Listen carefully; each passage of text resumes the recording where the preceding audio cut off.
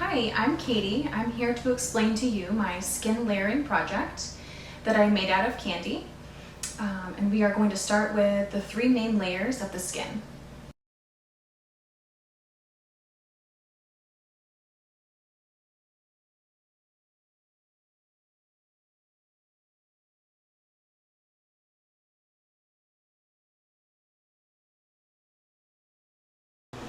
So the three layers that we have in the skin would be the epidermis, the dermis, and the subcutaneous layer.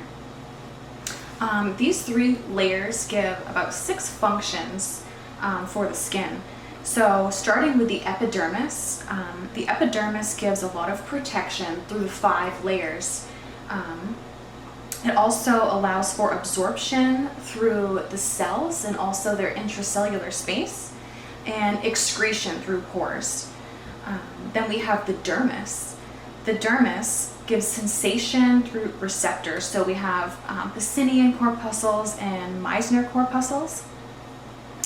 And the dermis also helps with heat regulation, because when the erector pili muscle is stimulated, it actually helps give off a little bit of heat to this layer. And then we also have excretion through sweat glands. We have a sweat gland here leading into the hair follicle, and we have an eccrine sweat gland which travels all the way up to the dermis. And lastly, we have the subcutaneous layer. So this has a lot of adipose tissue and is primarily responsible for giving heat regulation or thermal regulation to the body through adipose tissue. More specifically, in the epidermis, it really has 5 layers. So we have the stratum corneum, stratum lucidum, stratum granulosum, stratum spinosum, and stratum basale. If we start at the bottom here with the stratum basale, it's basically composed of mitotically active stem cells that are responsible for replacing cells that are sloughing off at the stratum corneum. These house Merkel cells, which kind of sit right below that layer and are responsible for touch, and also houses melanocytes. So those have extensions that wrap around cells in the stratum spinosum and protect them from UV damage.